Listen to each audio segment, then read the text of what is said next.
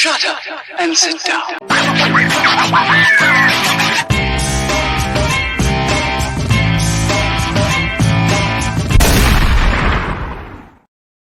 Boom. What's up? Happening.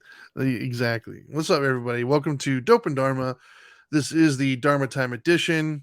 I think today's Tuesday. If you're watching this live, he's of course the one and only the Dope Doctor, and I am the Dharma guy. And together we are Dope and Dharma. You can watch us live, hopefully on Facebook, YouTube, or Twitch under Dope and Dharma. And you can listen to us, as always, on any of your major podcasting platforms. Apologize ahead of time. We're a little out of practice at the moment. For those of you who are loyal followers and listeners and whatnot, we appreciate you for staying loyal and following and liking and all those things. But he was ill, and then he got me sick by proxy. I don't know how, but I'm going to blame you. I sent it in the mail. Yes, it was one of the text messages of you telling me how sick you were, and that affected me. Yeah, because you got sick. It was apparently pretty bad, and then shortly afterwards, I ended up getting sick as well. It was either your fault or my mother-in-law, but I feel more comfortable blaming you at the moment. Just I'll take it. Yeah. Anyways, so we're both kind of getting over some upper respiratory things and whatnot. So if I start to cough, I'll mute myself. I promise. Oh yeah, don't do that. Yeah, I know. It's been bad, man. Like yours was bad too. Like it's just weird. It's not COVID, obviously, because I've been tested. I'm sure you have as well. But gosh, it was just bad. Like I don't know. It just came out of nowhere, and it was just not fun at all. But either way, I digress. Here we are. We're back. We're doing what we do. Stop being so self-centered. Wow, funny you should mention that. So yes, if you guys are able to read the topic, then you know today's topic is self-centered. And yeah, let's jump right into it. I know that there's self-centered and selfish, and then apparently self-absorbed, I guess. We're not talking about the differences between all of them. Today we're kind of mostly talking about an idea that I've been seeing a lot of lately that I wanted to kind of put out there. The premise of which is it feels as if we as people collectively, because we experienced something or because we looked at something or because we have what really amounts to be a very limited knowledge on something, somehow we feel instantly that makes us an authority on the subject, and we can then offer our advice, our changes, our whatever it might be. Like we can critique whatever it is because we've done it, right? You've joked a lot before that because you drive your car doesn't mean you can work on it, right? Well, we see like there's a lot of people that feel that way, that because they watched a video or because they experienced something, they are now experts and they understand the ins and outs and they can kind of be an authority on it. And there's several instances that I can think of right off the bat that I just so happen to be an authority on, right? Because I've got schooling or whatever, and you as well. And I always find it funny when people will get an email from a friend or read an article and they'll start spouting off stuff. And if it's in the field that I just so happen to have my expertise in, it's funny to me on how off they really are. But they don't leave room for error sometimes, right? And the collective they. And so they'll spout stuff off that might have, just a percentage of truthfulness or factualness because they did watch a video or read a book or whatever. But they're ignoring the other 90%, 90+% that they don't really understand or don't know. And so if you're listening to them and you know nothing, it sounds like, wow, this is great information. This person really knows what they're talking about. But if you say it to somebody who knows what they're talking about, you start to realize like it doesn't really hold water, man. Like you're missing out like quite a bit, actually. And so I just wanted to talk about that today because it feels like we're in a time right now that excuse me, that because of all the information we have at our fingertips, through the internet, be it YouTube videos, be it actual articles or books or whatever. I feel like we're kind of dumber almost, but we don't act like it. You know what I mean? Like collectively as a society, I feel like we're all like our intelligence level has gone down slightly, but our confidence has gone up. Like we feel like we know more, and to the point to where, like I said, we'll comment on things like we've all. That's where the whole phrase Monday morning quarterback came from, right? For those of you who don't know anything about sports or don't watch it, whatever, Monday morning quarterback is essentially a bunch of us who watch like football on Sunday on come Monday morning, we're all giving our breakdown and our analysis as if we're coaches and players out on the Right. field, know it all. And so, like, we're prescribing, like, oh, well, they should have done this. Well, no, like to you, it looks like that, sure, but for the people in the field who actually know what's going on, it's not that simple. And so I think that I don't know. That's what I want to talk about today, man. Like, what are your initial thoughts on this subject? I think from back in the day, if you're going to compare it from a little bit before, I'm not going to go too far back in the day. I'm just going to say Back in 1864. no, but maybe the World Wide Web was a liar and Google's smarter. Maybe because I remember when you used to say, well, you can't believe what you see on the internet. And Right. now people take their facts from the internet. In other words, like if you're Yeah. communicating with them, they'll Google it immediately and go like, well, actually, that's not true. I just Googled it. Yeah. This is what it says. And we take it for fact. Oh, you just Googled it? Well, that must be true. Yeah. So something changed there too. Yeah. Well, So like that's the thing so we're both old enough, although I was probably in school and you weren't, but I'm old enough to are remember you in saying my that 'cause I was school. ditching? No, because you're older. You were already graduated. But I'm talking about like when I was in high school when the internet first started to hit. Oh yeah. I remember being told by my teachers that you had to, like, if you're going to quote the internet, you had to actually quote the actual website because it mattered. Like they told you, Right. like, for instance, you can't use Wikipedia because everybody can edit that and stuff. And so it's like somehow that seems like it got lost too, right? Oh, Like now that's fact. Wikipedia just because is you fact. Googled it, just Right. because you Googled it, like, well, okay, not all Google results are created equal, right? Like, what phrase did you use to Google it? What source did that come from? Like how many pages into it did you go to? Like, there's a lot of different factors that are involved. But yeah, like I agree that it's like we all feel like experts, and we feel like because we Googled something and read like a 2-minute article that now I'm somehow an expert that I can kind of profess what I know on the matter. Right. And you know what else has become true? Like public opinion. So like if enough people like something, Yeah. or if enough people give it 5 stars, then it must be the best. Yeah, it's got to be Right. great. Case in point, the Yeezy shoes, I think they're the most atrocious looking things I've ever seen in my entire life, but people are buying them for like hundreds of dollars, and I think they look like terrible shoes. But people like seem the mainstream, like they've all agreed that those things are attractive. And I think they're disgusting. But anyways, Yeah. See, I have no problem with people being self-centered. As long as what gets me about people that are self-centered, it's not that they're being self-centered, it's the emotion or the argument that accompanies it. So like if you're emotionally invested in what you're talking about and saying to the point where you become argumentative and unreasonable, then you're not listening. That's when it becomes annoying. Yeah. But if you're just being self-centered and you have a viewpoint and you feel confident in your view, I have no issue with that. I'd agree with that. I think that you should stand for what you believe. I think you should be confident in your mindset.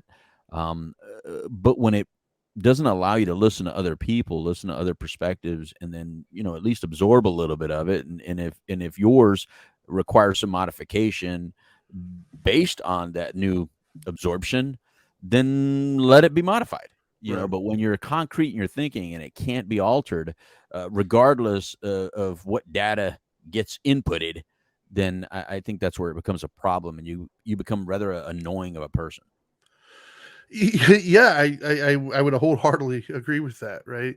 I'm just trying to think of so many different scenarios that come into my mind, and yeah, they all kind of stack up with what you just said in the sense that when it becomes a problem is typically when somebody is professing something or trying to offer up what they feel to be as a solution and not understanding that it's multifaceted. Like they're not realizing, like, you don't, I was, there was a phrase that I heard when I was a kid that kind of stuck to me. Like the older people kept telling me, and that is be smart enough to know what you don't know. Right. Right. And as I've gotten older, the more important that phrase has become to me. The more in depth I get into stuff, the more I learn about things, the more I realize I didn't know anything about that.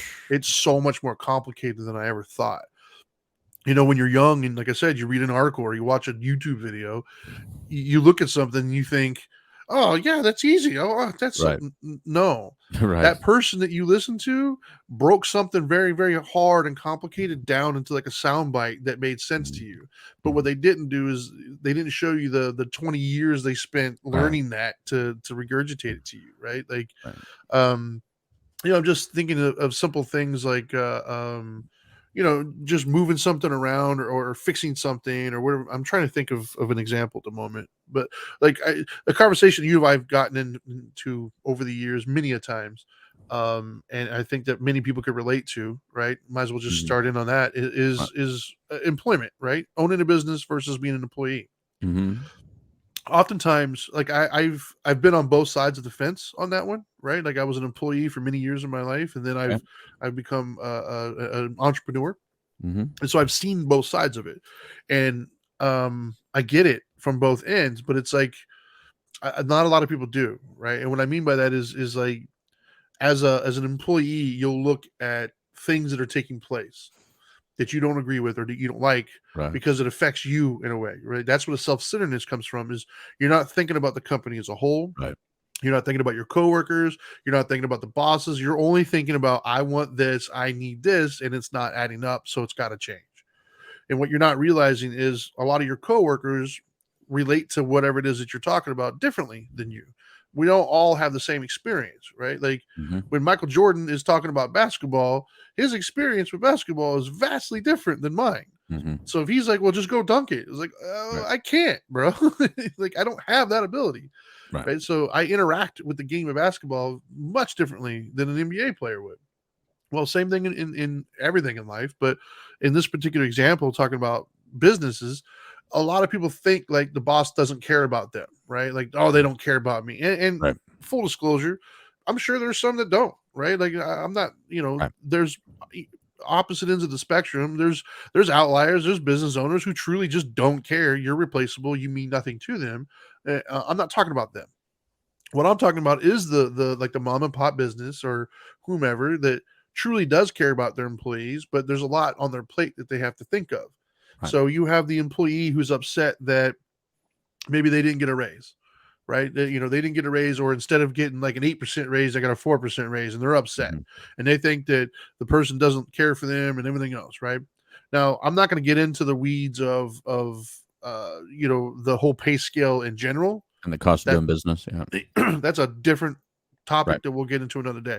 What I'm talking about is the idea that maybe it's not just as simple as they didn't give you that 4% raise or the 8% because they hate you. Maybe it's not that simple. Maybe it's, hey, inflation went up and their cost of doing business has gone up. And, they've got to figure out ways now to pay for certain licenses and insurances and stuff that they have to maintain in order to keep the doors open and keep the business operational. Not to mention, they want a profit. They didn't start the business to help you. They started the business because they wanted to make money. Correct. And they felt they had an efficient way of making money. So they're going to factor in a certain amount of profit with every decision that they make because they have the right to, put their kids through school and buy a nice car just as much as you do. So you happen to be are you talking to UPS right now, or are you talking to the Teamsters? Which are you both? Talking? Yeah. You're very timely for some people out there. They're just about to go on strike right now. Oh, I didn't even hear about any of that yet. Oh, you have to fill me in later. The Teamsters want to go on strike against UPS right now. They're saying UPS has not come to the table with agreeable solution, and UPS is saying the Teamsters have walked away from the table. So there you go. Right now, we don't know who's telling the truth. Well, then, yeah. But if you have a package coming by UPS, it might not be coming unless you get it. Unless you get it quick. Sure. So that's one example, right? There's many of them out there. Right. What really prompted this was the last few days. One of my hobbies that I've been able to do more frequently lately because I've been sick is video gaming, right? And so I've heard in the video game world they'll refer to some people as casuals and the tryhards, right? Or the no-lifers. The casuals are the people who work, do whatever, and they can put an hour here, an hour there. And then the no-lifers are the ones that can spend 8, 9, 10 hours a day. Maybe they have a streaming channel, who knows? And so it's like oftentimes the no lifers will make comments not realizing that the guy who spends an hour doesn't have the same abilities to get the things that you did after playing for 12 hours. Or they'll look at the game and say the developers don't care because of this, or they're monetizing too much and charging too much.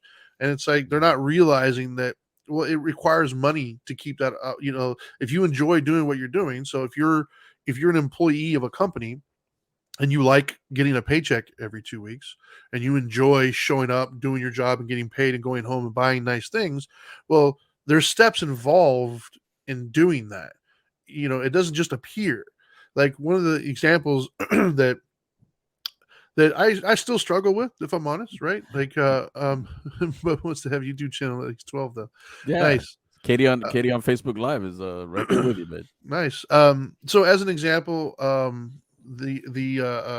I just had I'm sorry. I just thought it was relevant to what you were saying, and Katie's watching on Facebook Live, and I think her son should have a channel.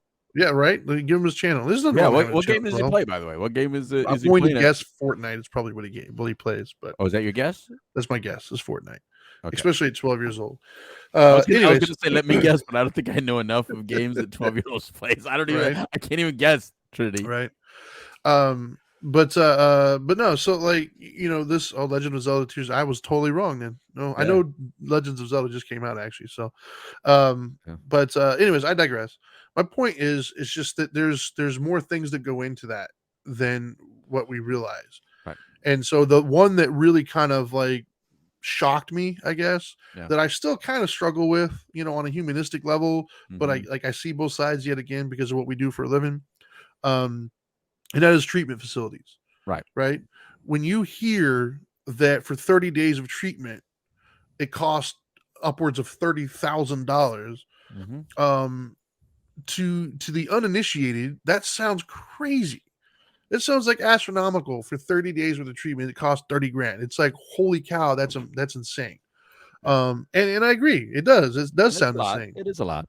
It is. However, when I was talking to you guys when we were doing Tropical, when I found out that one, not all, one of the licenses that you have to have from the state in order to operate the facility was like $10,000 a month just to have that one license. And then you have like 3 other licenses you have to have.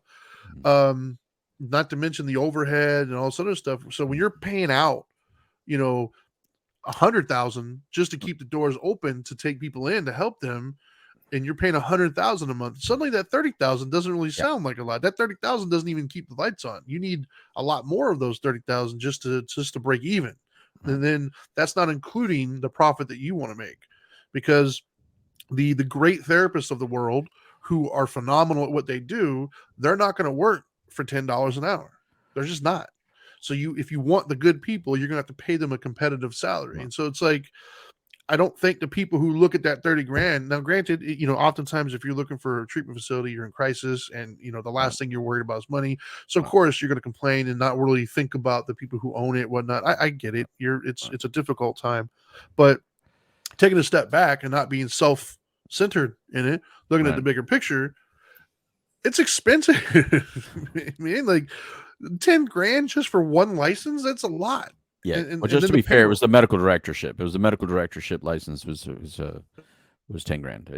Wasn't one of them like CDF or DC? No, we have DCF and all that, but it's not that much. But the medical directorship was $10,000 alone. And by the way, the nut was $100,000 a month on day one of the month. So we started at negative $100,000 every first day of the month. So yeah, that's just to break even and pay everybody and keep the lights on. And that's what I mean is I don't think people realize that. Like, people aren't looking at it from that direction, right? Same thing, and we've talked about this numerous times on the show as well, in the sense that people want to get mad at millionaires and say that they don't pay anything, but they don't want to stop to realize that the percentage that we as non-millionaires are paying towards our taxes are not fixing the roads and my couple thousand a year in taxes, whatever, is not covering the millions that it takes to. No, it's the rich people who are doing these business deals who are paying millions of taxes are the ones who are paying for the schools. And I don't pay enough in taxes to pay even one teacher's salary in the local public schools. I just don't. Mm-hmm. And so it's easy to be self-absorbed. It's easy to be self-centered. It's easy to only look at it from the angle that you're coming at. I Right. get that. And as you said, my problem isn't that. My problem is when that mindset bleeds over into how you treat other people and Right. hear other people. Right. Yeah. You're bringing up some really good points because you're broadening the scope of just appreciating those around you, right? We can get really stuck in what we don't have in our life without appreciating all the homeowners around you. Yeah. That actually, if you're not a homeowner, you're not even contributing to the school in the neighborhood, or the roads, or the fire Right. department, or the police department, or all these things, because your property taxes go to a lot of that stuff. And so if you're a renter, yeah, you're paying towards that, but you can leave at any point in time. But the homeowner, you're obligated for those taxes and those fees and stuff like that. Even the sidewalks and stuff. You pay towards sidewalks. And if your neighborhood doesn't have sidewalks, guess what? You still paid for them. You Yeah. paid for them even though you don't have them. You pay for my And sidewalks. yeah, it's just so weird, all the things that Yeah. that allow a community to be a community. So when Sure. someone within the community is complaining about the community, it's like, well, what can you do to help it? Because you have to contribute, not just by absorbing oxygen. You have to contribute financially to that community. You know what I mean? Right. I'm just serious. Yeah. It takes carbon dioxide, to create the oxygen, right? Yeah. It takes oxygen to create the carbon dioxide, oxygen to create the carbon dioxide. It requires the whole cycle of life to happen. You can't just be a taker in this world. You have to be a giver. And so the best way to receive in this world is to give. I really believe Yeah. that. I think that Yeah. my life started getting worthy. It started feeling better when I started becoming more of a giver than a taker, because I do have to admit, I was more of a taker early on in Right. my life. And once I met Dana and I started becoming a part of her life, she became part of my life. And I started walking the path with her. I think I became more of a giver, and then became what I became professionally. And then I became definitely more of a giver. And even though really I really wanted to take, but I was giving professionally, and I started receiving from that. And I started, whoa, I'm Right. receiving much more by giving than I ever did by taking. Does that Right. make sense? Like, Yeah. my pockets were more full with sustainable value by giving and receiving than by taking. Because when I was taking, although I could fill my pockets, it wasn't sustainable. It's like I had holes in the pockets. I would take, but then Yeah. like the government would come take it, or somebody else would come take it, right? Right. Or I would just throw it away and spend it because I didn't value it. Whereas when I gave and then received, I not only received in my pockets, but I received in these pockets up here in my chest, and I received, in so many different ways. And I felt warmth, and I felt embraced, and I felt appreciation, Sure. and I feel more of value. And so that made life, it makes life, I should say. It's not past tense. I'm still here. This is not an image that you're seeing. I'm live and in person. It's making life just a lot better to handle. Yeah. Well, and like I said, it goes. It's multifaceted. This concept that we're talking about, right? Like, it fits into so many different areas. As an example, also would be, in interpersonal relationships and friendships. Mhm. Or even just as something as basic, like what immediately came to my mind, even though it doesn't fit exactly Right. what we just mentioned, was Mhm. um, if I were to show you a handicap sticker on a car parked in a Mhm. handicap spot, Mhm. whether we all know it or not, we have our own interpretation of what that should look like. Right. And so if the person comes walking out strolling and they don't look like anything, our first thought, well, what handicap do they have? Well, what you don't know is there's many handicaps that you can't see, right? Right. Like, they got the tag for a reason, but yet we'll still feel like an expert on what a handicap tag Right. means, right? And so the same thing in interpersonal relationships, right? Like, we all have our own little, like, idiosyncrasies that we do, our own little habits. And if that habit doesn't line up with my habit, I'll look at that and say, well, how could you do that? That's stupid, or that's self-centered, Right. or that's disrespectful, or whatever. Right. Well, maybe it's not, right? Maybe they have just their own way of doing things. Maybe they had a reason for doing it, right? Like, Right. maybe they'll have here's a quick stupid example, right? I guarantee you my wife gets irritated sometimes because she'll drink out of this cup that she uses all the time. Mhm. And she'll leave it on the counter, and I'll go and do dishes or something, and I'll leave it there. And I Mhm. guarantee you, I haven't even talked to her about it, but I guarantee you, from her perspective, she's probably thinking, what an asshole. Why is he not washing his cup? Why is he just leaving it there? But what she's not realizing, I don't even need to ask my wife. I know that's what she's thinking. Yes. Yeah, exactly. She'll tell me, wait a minute, did you just leave this here knowing I was going to do it? Yeah. And I was like, no, it's a magic spot. When you Yeah. put stuff there, it automatically disappears. Well, but there's another side to that equation, right? Right. I'm a for those of you who haven't seen me in person, I am a large human being. My hands literally will not fit into the cup that she drinks. I have no way of washing it. And so I don't want to just rinse it out and give her a dirty ass cup and expect her to drink from it. Right? Uh-oh. Go ahead. Trinity. I don't have think many hands fit in those cups. You gotta buy one of those things. We don't have one. Well, but once you buy one, then you will. Well, then when she buys one, we'll have it. I don't have that problem. My hand can fit into the cup I drink.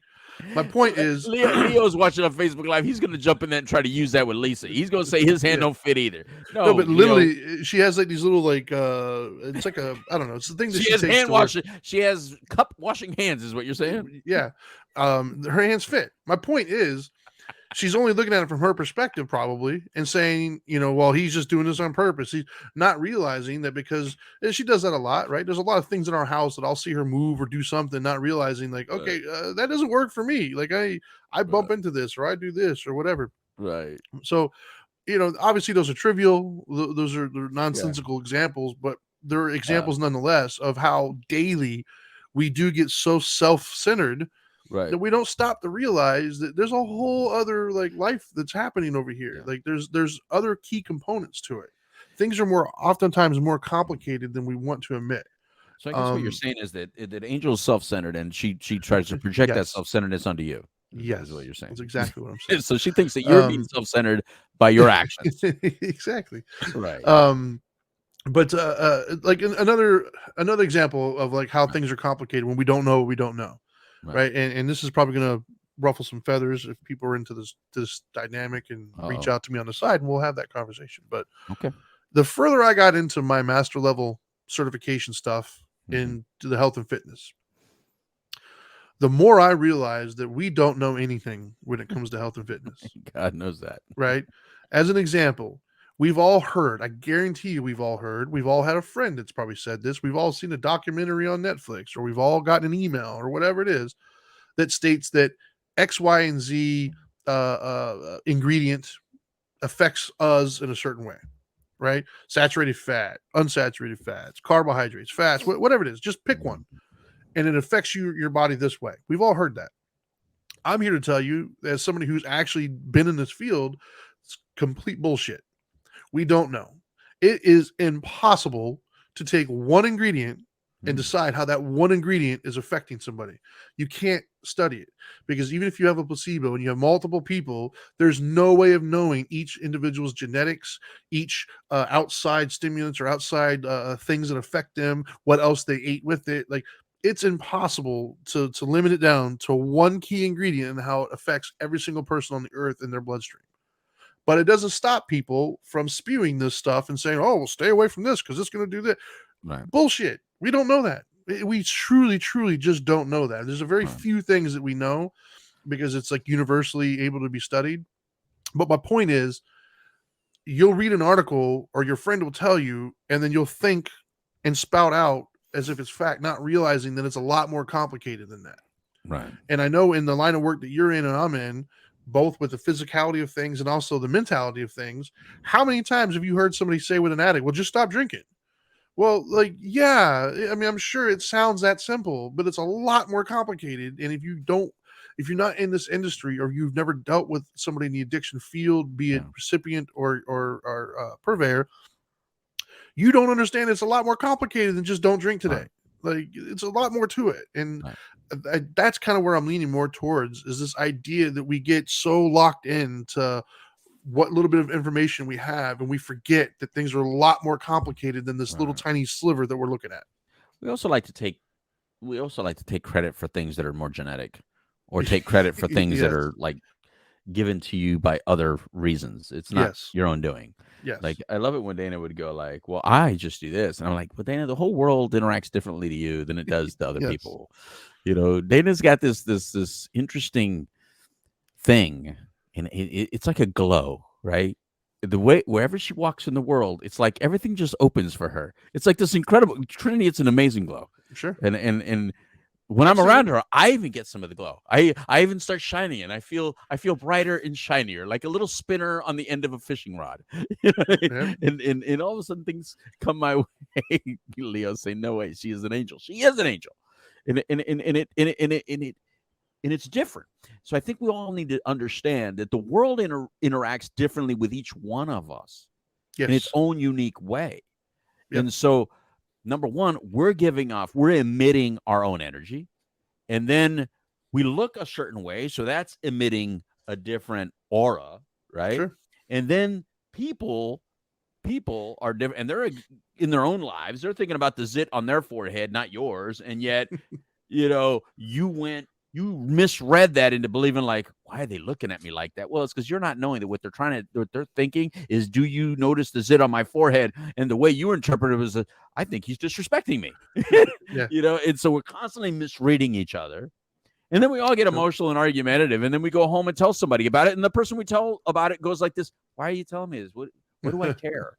Yeah. Oh, you don't listen to me, or you don't care, and boom, there goes the fight. And the dog gets kicked at the end of the night, It's like they that. always do. Yep. Poor dogs. Yeah. There's no dogs kicked over here, by the way. I'm an owner of dogs and love dogs, and they can verify that they're not kicked, as evidenced by they're all just laying around right now. Exactly. But yeah, it's an interesting world. When you talk about self-centeredness, another issue that gets on me about when someone is in active self-centeredness is unsolicited information. Sometimes we just have to be a listener. Sometimes people just want you to listen. And I know, at least in my relationship, that's my job. My occupation is listener. Right. Dana is not asking for opinions. Dana's not asking for my viewpoint. As a matter of fact, if she wants my viewpoint, she will specifically ask me, what do you think about that?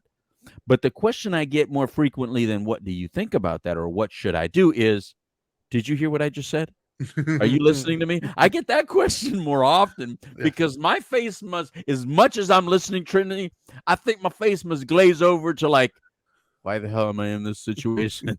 How do I get out of it? You have resting, not paying attention face.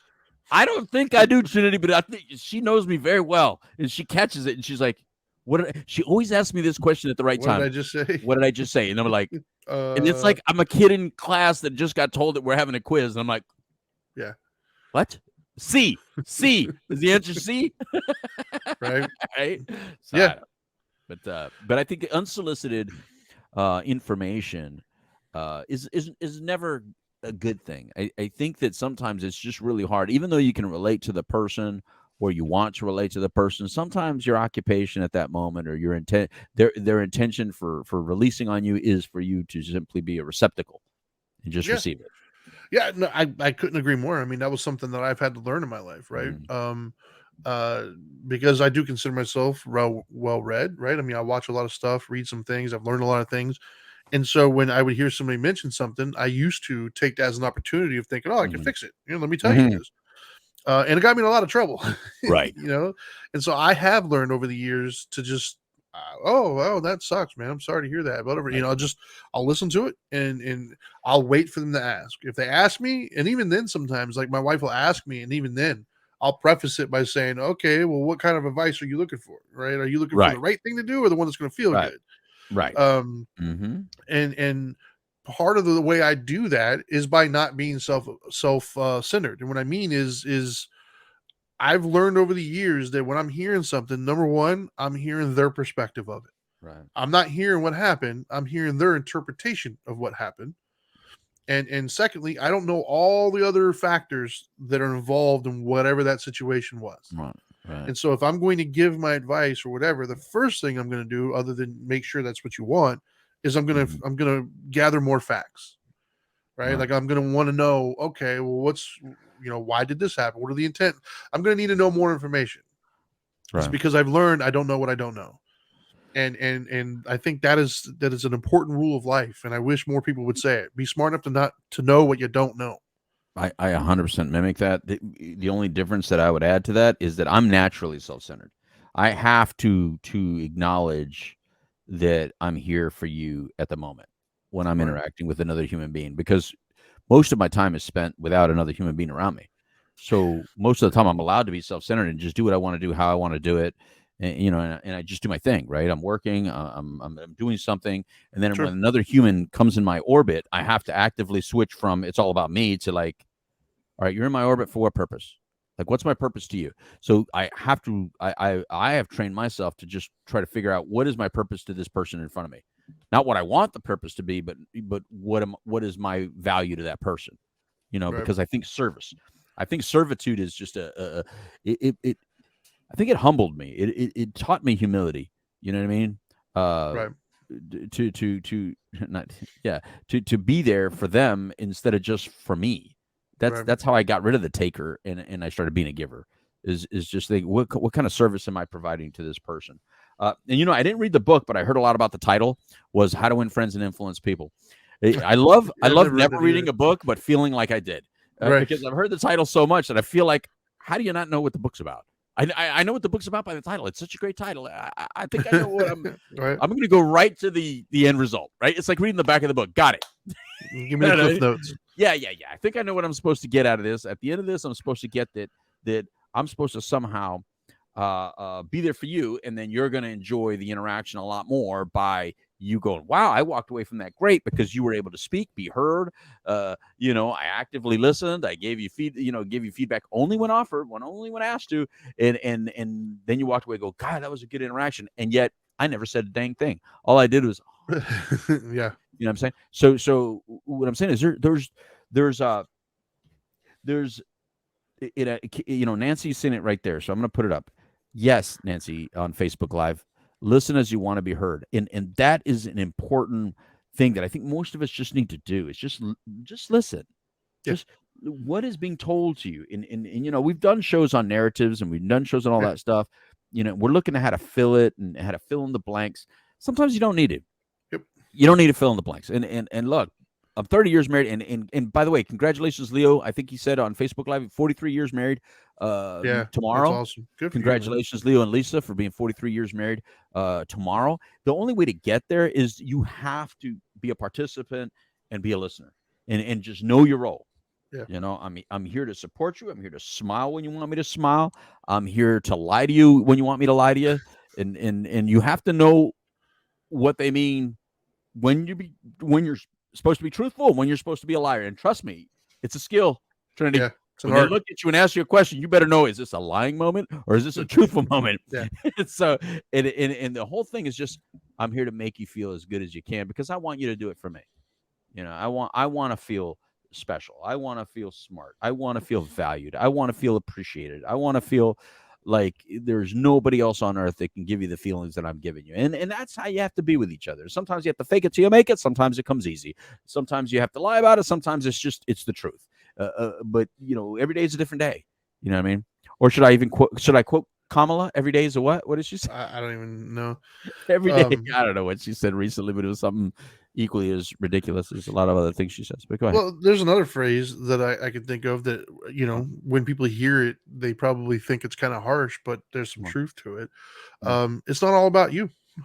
It's definitely You know what I mean? Like, that's the thing, is it's just not all about you. At the end of the day, like, you gotta, take that, put it in your pocket, man, and take it around with you. And you could probably use that in almost every situation that you come across in life. It's not all about you. It's not about what you think or how you feel about it or what you experienced or what you think should happen or whatever. It's not about you. Oftentimes, we're all living in our own little world, doing our own little thing, as you said before. And so we got to realize that because it's not all about us, we might not have the answer. Right. And like you said, sometimes it doesn't require an answer. Sometimes it just requires listening. But my point in all that is just that God, we're not as smart as we think we are. We don't know as much as we think we do. And I know we discussed some of this, some overlap with our narrative show that we just did a couple weeks ago. There's probably gonna be a lot of overlap. I mean, how many? You can't do thousands and thousands of shows since 1999 and not have overlap, Trinity. Exactly. But there's truth, man. It's just not about you. Like, you know, not everybody walks through the world experiencing the same thing that you experience, right? Like we all, well, like I said, like even myself, between the two of us, you know, there's differences between the two of us. And even though we can walk into the same room and walk away with completely different vibes or completely different experiences, right? You know, Right. like we joked a lot, like my wife is able to, just on the way, I went and picked her up today on the way here. She had to get on the phone and she had to deal with like a customer service rep type thing, right? Mm-hmm. And the way she handled that, I could never do. Like I could hear the frustration in her voice. I can see the animation happen. She was kind of like losing her patience with somebody, right? But as a 5 foot, like I think she's like 5'3", as a 5'3", 120 some pound girl, you know, like she's allowed to get kind of animated, right? Like she's able to do that. 120 Me, some pounds. I think she's 125. I don't know. She doesn't care about that. This cup is 120 Yeah, pounds. This is dude, I was more than 125 when I was in middle school. But regardless, at somebody who's 6'3", you know, much heavier than 125 pounds. Your arm is 127 pounds. Show us the arm, Trinity. For real, dude, I weighed 200 pounds in middle school. So, I mean, if that gives you an indication. But my point is, me going into somewhere and raising my voice and getting animated, it's probably going to result with a different Right. experience than what she got. You know, people are going to look at me and say, hey, you know what, maybe we should call the cops or something on this guy. So my point is just this concept or this notion that we know all of it and we just, you know, our experience is the same experience as everybody else. So therefore our information is just as valid as their. No, you know what I mean? Like I can't, like my solutions won't work for everybody, just like their solutions won't work for me because they experience the world differently. And so that's where the listening comes in, and that's when you're giving advice or when you're spouting your opinion on things, keep in mind that not everybody has the same value system, the same experiences, the same worldview. Like it's going to be different, and that's okay, right? Like, and that's what I mean by it's not about you. It really isn't. And Richard said on our Facebook, he said, "What, my feelings don't dictate everyone else's reality." I'm shocked. I sense the sarcasm, but you're 100% right. That's Like right, I think we need to hear that. Like we need to understand No. that there's so much more to things than what we want to give credit.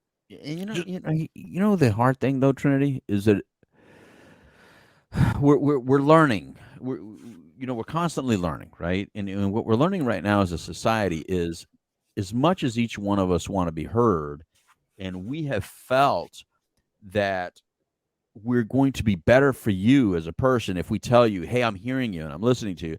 We actually translated that into not only am I hearing and listening to you, but what you're saying has so much validity that it lessens someone else's validity. And that's not the message that we were supposed to be giving. Yeah. We have to understand that just because someone is validating our feelings doesn't invalidate someone else's feelings. Yes. And just because what I'm thinking or saying has some sort of value to it doesn't devalue everything that you're running with, even though it's complete opposite. Both have value and both deserve equal attention and respect. And you shouldn't disrespect one over the other. My favorite phrase, man. Two things can be true, you know, Amen more to than that. one thing can be true. Like that's, Yeah. you hit it right on the head. Is oftentimes we think one instantly negates the other one, right? Another example that comes to my mind that I thought was interesting. There's a big debate going on right now because here in the U.S., the Supreme Court just made a decision about affirmative action, right? And I've heard two completely different stances on that. And they're both from people who would be affected by that, mind you. One stance is, hey, I can't get ahead. I need that opportunity extended to me. Otherwise I wouldn't get that opportunity. Okay. That's one stance.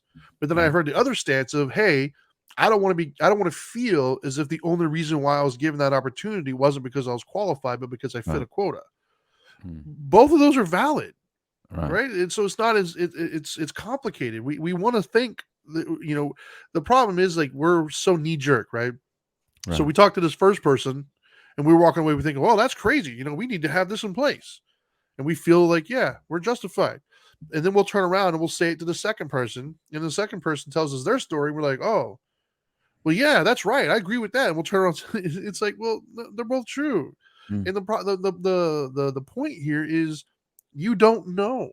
It's not about your perspective. It's both of their perspectives, and both things are true. Right. Right. And so it's like this notion that we heard somebody's story, or we read a paragraph somewhere, or we watched a video, or we took a class one time in high school. Like, it doesn't mean you know everything. Right? There's so much more to it. It's so much more complicated than what you're giving it credit for. Like, pump the brakes a little bit, and don't be so concrete in your thinking. Right. Understand, like, I'm gonna say it again. Be smart enough to know what you don't know. Right? And what if you can't have it? What if you just can't have it? Look, we say it a lot. Like, we can't all be Michael Jordan, right? You just can't have it. Yeah. Like, you may want to play. I know a lot of people that would love to play basketball for a living. They love it. They'd want to play it. Maybe they're good. Maybe in their neighborhood they're the best it's ever been. Right. But you're still not going to play. Not only are you not going to play in the pros, you're probably not even going to play in college. You know what I mean? You just can't have. So why is it that we understand that with sports, but we don't understand that with other aspects of life? Yeah. You know what I mean? You look at someone else's outcome and you go, God, man, I want that outcome. You probably can't have that outcome, no matter what.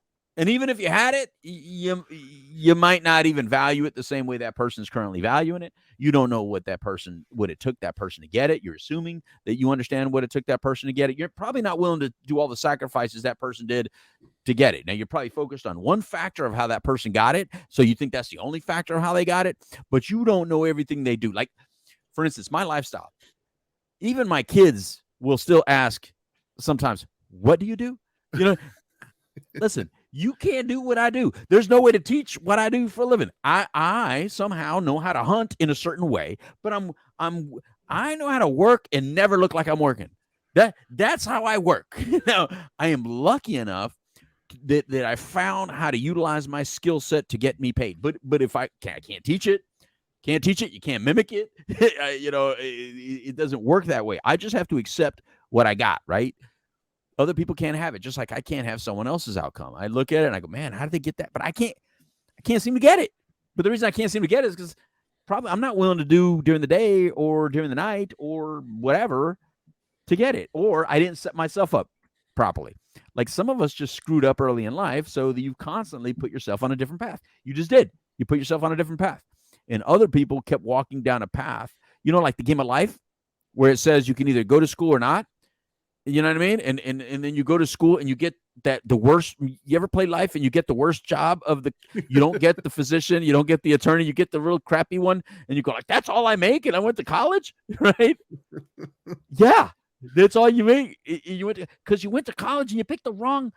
You picked the wrong degree. Like, you picked one that sounded good or felt good or it was easy to pass. But how are you going to make money off that degree? I happen to make money off a degree that people don't make money off of. They just don't. but I just found a way to make it. So those are, sometimes luck is involved. Sometimes it's a perfect mixture of luck, skill, and active awareness, like creating opportunities and attacking those opportunities. But you have to know people. You have to be in the right situations. You have to know how to act when you get those situations handed to you. And that's every interaction, not just financially, not just business. It's every interaction. It's easy to see when it comes to occupation. It's easy to see when it comes to money. What's not easy to see is when it comes to general just happiness. But all that, what I just explained, also happens with just regular happiness. You just have to learn how to attack certain situations, how to be present for certain situations, see when they're there. Some of you are unhappy because a real good thing that could have made you happy is right there, but you're so busy being frustrated over here that you ignored it. It was right there, and you chose not to embrace it at the moment because you're so stuck in your frustration. You're so stuck in your pity party that you didn't allow that to be what it was, and that could have been so good for you. But at that moment, it just frustrated you and made you upset, and you just said, "Oh, you're too happy. Get the hell away from me. I don't want to hear happiness right now." Yeah, I mean, you mentioned something that I think bears digging in a little bit more, and that is, once again, it just coincides with everything we've been saying, and that is, have you ever seen that picture where it shows like expectation versus reality, where it shows like business and they think it's like a straight line and it's actually like this curvy line. Mm-hmm. Or the other one that I see a lot is we look at a glacier and all we Yeah. see is the part that's hanging at the top Yeah. of the water. We're like, oh Yeah. my gosh, look at that. Yeah. But what you don't see is underneath the water is just Yeah. this massive hunk of ice, right? Yeah. Um, I think we do that a lot. Mm-hmm. And that's kind of what I mean, that it contributes to this weird awareness that we Mm-hmm. think that we have. Yeah.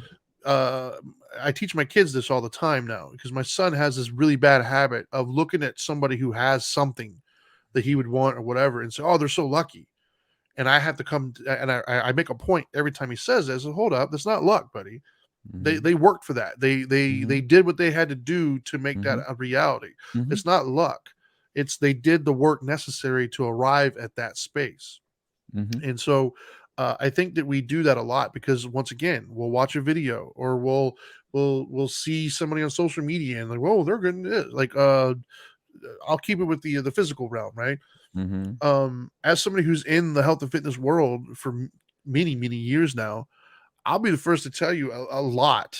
And this might come as a shocker for people, but a lot of these people that you see on like Instagram and stuff who are all Mm-hmm. ripped and look fantastic, let me break it to you. Let me be the first to break it to you, I guess, is number one, a lot of them have great genetics. Number two, there's a tremendous amount of airbrushing and editing that takes place in those pictures. And here's a dirty little secret that most of them won't tell you. Most of them, I'm going to say a high percentage, at least 80%, if not more, are on some sort of help. And when I say help, I mean steroids, HGH, some sort of injectable or ingestible that's helping them maintain that physique. But they don't tell you that, right? Right. And the ones who did earn it, like I remember Mm-hmm. myself years ago when I did my first physical transformation, Mm-hmm. all the people saw was like the 90 some pounds that I lost, back in the day. What they didn't see was the strict diet that I was on for I don't know how long, the 2 and 3 hour gym days that I was there, how many Mm-hmm. parties I didn't go to, or Right. I didn't go out to these things or whatever. Instead, I went to the gym or I did whatever. They didn't see the hours and hours and hours, right? Right. Even with what you do, right? Like if people look into what it takes to get a cap, you can't just go and take a test. Like you got to Mm-hmm. have hours and hours of actual Mm-hmm. experience in doing these things. And so it's like we look at a video and we look at this person who's made it look easy Right. and we think that we understand. Yeah. No, there's so much more that went into that. Mm-mm. And so for you to even comment on it, it's kind of disrespectful to the person's Right. time, right? Right. And the last thing I'll say on that one is another way I've heard it told to me over the years that I've stolen. I don't remember who I heard it from, but Mm-hmm. somebody complained one time about like a charge, right? Like I don't remember in what context, so I'll just use myself. Um, if I wanted to, like somebody came to me and they wanted to lose weight, right? They wanted to have a program designed for them to exercise and lose weight, right? And I give them a rate, and they look at that rate and they get upset by it. They say it's too much, or it's this, or it's that, right?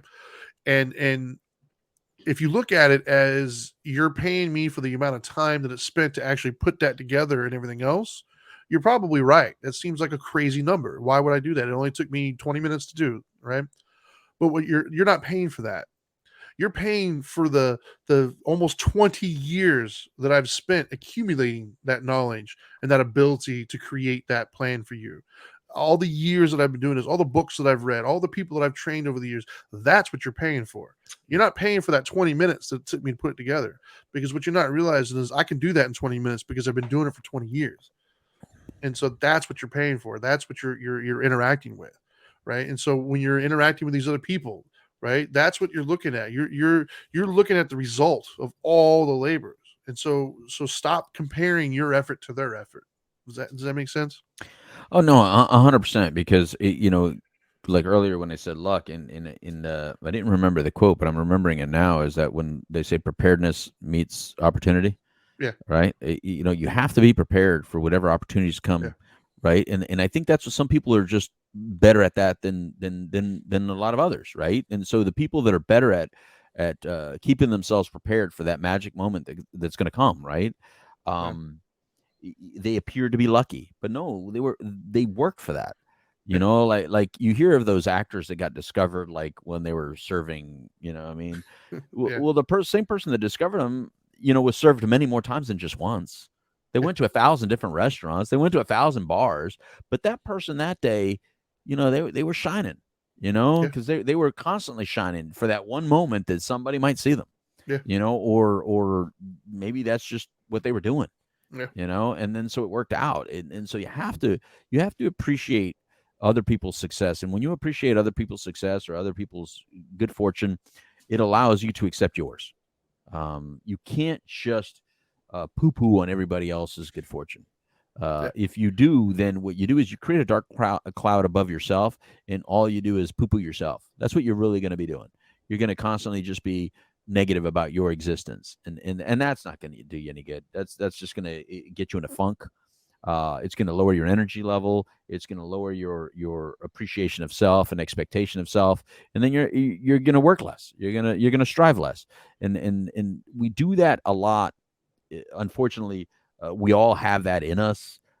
It's a fight. No matter who you see out there, it's a fight that everyone has. Everyone has a fight of appreciating themselves and appreciating their situation and their surroundings. And I think that's what's forgotten. Like when you say it about exercise, you see, and that's why I say sport like shows us really well. Like sport Right. and exercise shows us, because it's physical, so it's outward, what we have to be doing inside all the time, right? Yeah. In order to keep that, if you have a six pack, if you're out there and you have a six pack, you know how much work it takes to keep a six pack.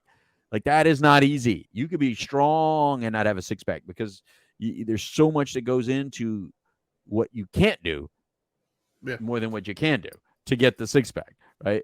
And so that's inside happiness, and that's inside gratitude, and that's inside appreciation, that inside good emotion and healthy internally. It's the same thing. You have to exercise on it every day. You have to do those exercises every day. And you have to work on it. And there's certain things you just can't put in your system.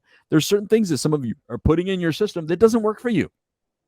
Some things you're putting in your system that makes you sluggish. There's certain things you're putting in your system that makes you feel doubt, makes you feel uncomfortable, makes you feel ugly, makes you feel unworthy. And those things just don't work for you. Instead of going to the gym, like let's take the gym out of it, there's certain places that some of you are going or you're surrounding yourself with, that you're surrounding yourself around people that are making you feel bad, making you feel horrible, not making you feel worthy or even motivated. And so you have to watch where you go. See, when it comes to physical exercise, you know where to go. Go to the gym. Go here. Create it here.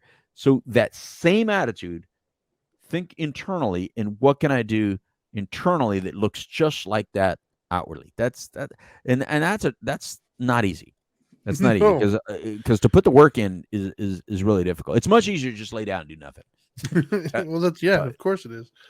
Absolutely, man. Unless you're ADHD and you can't lay down and do nothing. Yeah. You have to get up and go do something. So Sure. anyway. I think that's all we got for today, man. I feel good about it. I think I'm spent. It's our first good. show back. I think we're both kind of like reeling from illnesses. Right. But yeah, I mean, do you have any final words before I do the little wrap up, or was that your final one? Yeah, no tengo nada. Ya, There ya lo you go. dije. Well, before I give my wrap up, as always, I appreciate everybody for watching, listening, tuning in, however it is you're ingesting us. Future reference, by all means, you can always watch on YouTube, Facebook, or Twitch under Dope and Dharma, and you can listen via podcast on any of your major podcasting platforms, also on Dope and Dharma, and you can follow us on social media at Dope and Dharma, or individually at the Dope Doctor and at the Dharma Guy. Yeah, I'll say that just once again, man, it's not all about you, and be smart enough to know what you don't know. I think those are the two most simple cliche things that are 100% true that I would, if you only take two things away from our entire show tonight, let those be the two things. Be smart enough to know what you don't know, and it's not all about you. I think that's all I got. That's the best way to end it right there. So that's it. So now that you know better, do better. Peace.